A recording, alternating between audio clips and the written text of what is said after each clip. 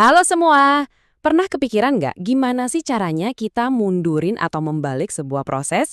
Kayak misalnya abis pakai sepatu terus kita lepas lagi. Atau waktu kita coba ngitung harga asli barang sebelum kena diskon. Nah, di dunia matematika, ide keren buat membalik proses ini punya nama loh, fungsi inverse. Yuk kita bedah bareng-bareng konsep yang kelihatannya rumit tapi sebenarnya elegan banget ini. Oke, ini dia peta jalan kita. Kita bakal mulai dari yang gampang-gampang dulu, terus masuk ke dapur matematikanya, dan di akhir kita lihat kenapa sih ini semua penting dan berguna banget. Oke, kita mulai ya. Bagian pertama. Dan tenang aja, kita singkirin dulu deh itu yang namanya X dan Y. Kita bakal coba bangun intuisinya dulu pakai contoh yang pastinya kita semua tahu. Coba deh bayangin proses kita pakai dan lepas sepatu. Ini tuh analogi yang pas banget buat ngertiin apa itu inverse. Waktu kita mau pakai sepatu, kan ada langkah-langkahnya dan urutannya harus bener. Nah, buat ngelepasnya, kita nggak cuma ngelakuin kebalikan dari tiap langkah itu, tapi urutannya juga harus dibalik dari belakang ke depan. Kunci banget ini. Yuk kita rinciin ya proses pakainya. 1. Ambil kaos kaki sama sepatu. 2. Pasang kaos kakinya. 3. Masukin kaki ke sepatu. Dan terakhir, 4. Ikat tali sepatunya. Simpel kan? Urutannya jelas banget. Nah, sekarang kita balik prosesnya. Kita mulai dari yang paling akhir tadi. Pertama, buka ikatan tali sepatunya, terus keluarin kaki dari sepatu. Lanjut, lepas kaos kakinya, dan terakhir, taruh sepatunya. Lihat kan, tiap langkahnya itu kebalikannya. Dan yang paling penting, urutannya juga dibalik. Inilah inti dari fungsi inverse, membalikkan aksi dan juga urutannya. Oke, analogi sepatunya udah dapet. Sekarang, yuk kita bawa konsep ini ke dunia matematika. Anggap aja fungsi itu kayak sebuah mesin. Bayangin aja fungsi itu sebuah mesin. Kita masukin sesuatu, sebut aja input, terus mesinnya kerja dan ngeluarin hasil yang spesifik, kita sebut output. Contohnya gini, misal ada pedagang kain, inputnya itu jumlah kain yang dia jual.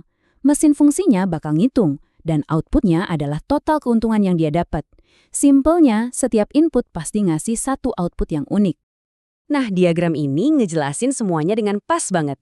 Jadi, fungsi yang kita sebut F ini ngambil input X, terus diolah jadi output Fx. Nah, fungsi inverse-nya, yang kita tulis F pangkat minus 1, tapi ini cuma simbol ya, bukan berarti 1 dibagi F. Itu adalah mesin yang jalan mundur. Dia ngambil output Fx tadi, dan balikin lagi jadi input awal kita, yaitu X. Oke, konsepnya udah jelas ya. Sekarang, masuk ke bagian praktisnya nih. Gimana sih caranya kita nemuin rumus atau persamaan buat si mesin pembalik ini?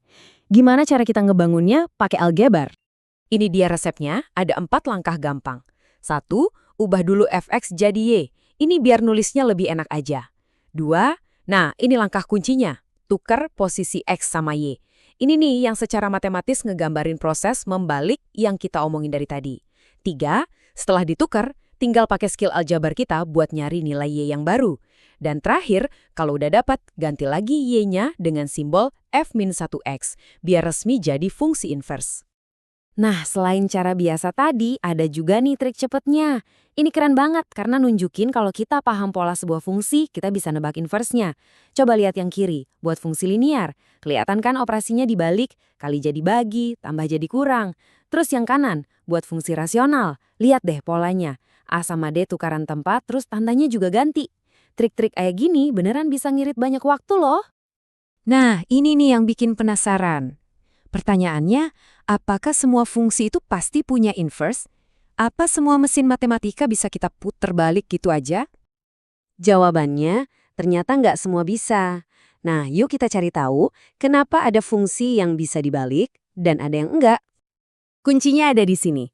Biar sebuah fungsi punya inverse, dia harus memenuhi syarat korespondensi 1 ke 1. Gampangnya gini, setiap input cuma boleh punya satu pasangan output, dan sebaliknya, setiap output juga cuma boleh berasal dari satu input. Jadi nggak ada yang selingkuh, nggak ada yang bikin bingung. Nah, dalam bahasa matematika yang lebih canggih, fungsi yang kayak gini disebut bijektif. Poin paling pentingnya gini, bayangin deh fungsi kuadrat, fx sama dengan x kuadrat. Kalau kita masukin input 2, outputnya kan 4. Tapi kalau kita masukin min 2, outputnya juga 4 kan? Nah, sekarang coba kita balik. Kalau kita mulai dari output 4 dan mau cari tahu input aslinya, mesinnya bakal bingung.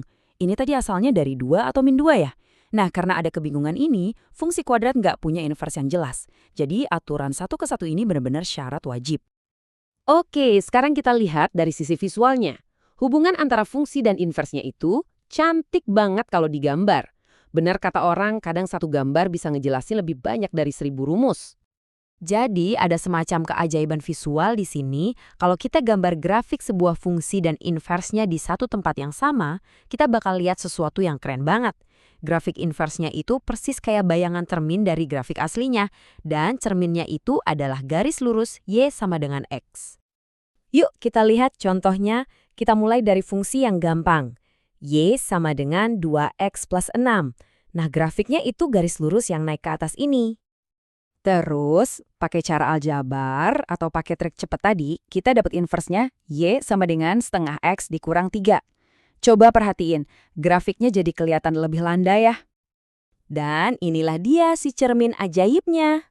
Waktu kita gabungin dua grafik tadi, plus garis putus-putus Y sama dengan X, lihat deh, keren banget kan? Keduanya itu benar-benar pantulan cermin yang sempurna.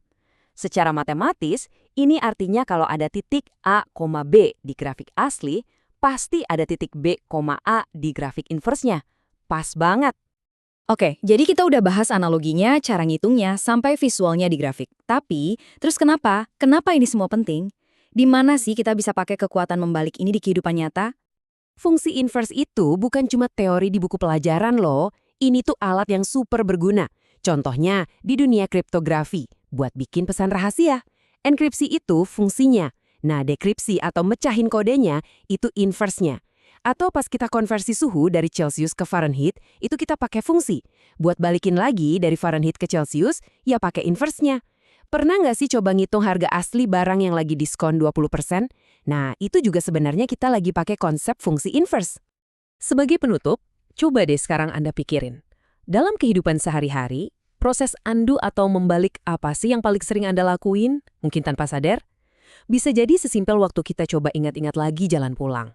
Atau waktu kita ngerunut langkah buat nyari kunci yang hilang. Pada akhirnya, ngertiin fungsi inverse itu ngasih kita cara berpikir yang beda. Yaitu cara buat mecahin masalah dengan berpikir mundur. Dan itu skill yang berharga banget.